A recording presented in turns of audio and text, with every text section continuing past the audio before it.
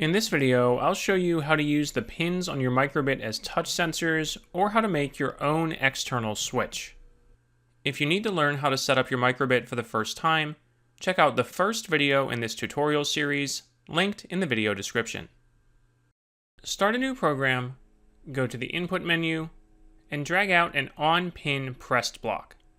This event block will activate if you touch a pin for less than 1 second and then release it. It won't activate it if you hold the pin down for longer than 1 second. Note that unlike the A and B buttons, the microbit's pins do not have any moving parts. Instead, the pins themselves are electrically conductive, which allows the microbit to detect when they've been touched. Let's put some code inside this event block. I'm going to go to the basic menu, use the show icon block, add a short delay, so that icon will stay on screen for 1 second, and then use a clear screen block to clear the screen. Now, in the simulator, I can click on pin 0 to simulate touching the pin. You can ignore the number that appears next to the pin. That is for a separate function called analog read that reads the voltage level on a pin.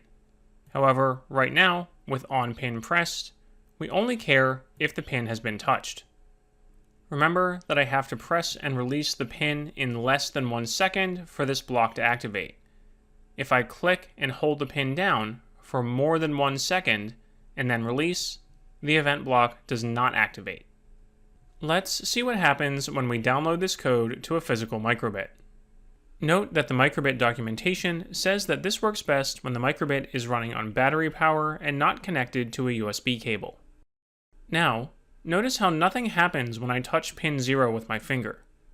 This isn't how it works in the simulator, but on a physical microbit, I need to connect pin 0 to the microbit's ground pin, labeled GND. Since the human body is slightly conductive, you can just do this with your fingers. Simply try pinching the ground pin and then poking pin 0 with a finger on your other hand. Just like with the simulator, it does not work if I hold the pin down for more than 1 second. If you're having trouble getting this to work with your hands, try using something more conductive like a metal alligator clip. Connect one clip to the ground pin, and then tap pin 0 with the other end of the clip. This behavior is what allows you to build an external switch. Connect one alligator clip to pin 0 and the other to the ground pin. When the two alligator clips touch each other or any other conductive object, a closed circuit is formed and the microbit detects that the pin has been touched. Check out the projects on our website, linked in the video description, for instructions on how to build a switch using basic household supplies. What if you would like to hold the pin down for more than 1 second and do one thing while the pin is held down and one thing when it's not? We can do that using the pin is pressed block from the input menu. As you may have guessed, we're going to use an if-else statement inside our forever loop like we have in previous videos for other sensors. I'm going to snap my if-else statement inside the forever loop and then snap my pin is pressed block inside the condition for the if statement. Now, for example, if I would like to always show the heart when the pin is pressed, I can snap my show heart icon here, and if I want the screen to be clear when the pin is not pressed, I can snap it inside the else part of the if-else statement. I don't need my pause block or my on-pin pressed block, so I'm going to delete those. Now, in the simulator, we see that the heart displays when I click and hold pin 0 down, and disappears when I release the pin. Remember that the simulator is not showing the connection between pin 0 and ground. For this block to work, there needs to be a closed circuit or an electrically conductive path between pin 0 and ground. Now, on our physical microbit, we can see the same behavior, where if I hold the alligator clip on pin 0, the heart stays on the screen, and if I remove the alligator clip, the heart disappears. What if we don't want to require this connection to the ground pin and just want to be able to touch the other pins with one finger like you saw at the beginning of the video?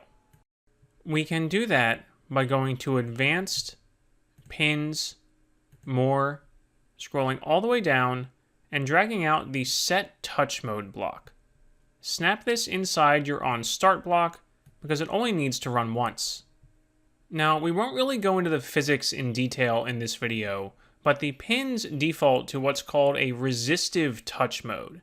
This requires you to also touch the ground pin so the microbit can detect the change in electrical resistance between the pin you're touching and the ground pin. However, you can switch them to capacitive touch mode, and this works more like the touch screen on a phone or tablet, where you can activate it with just one finger and don't have to be grounded to your phone with your other hand. Now, as far as the simulator is concerned, this doesn't really change anything. I only have one mouse pointer, so if I click and hold down on pin 0, then the heart is going to display, and if I release it, the heart will disappear. However, on the physical microbit, we see that I no longer need to touch the ground pin to detect a touch on pin 0. There are many more options in the Advanced Pins menu, but those will be topics for other videos. Also note that there is an on logo pressed event block in the input menu.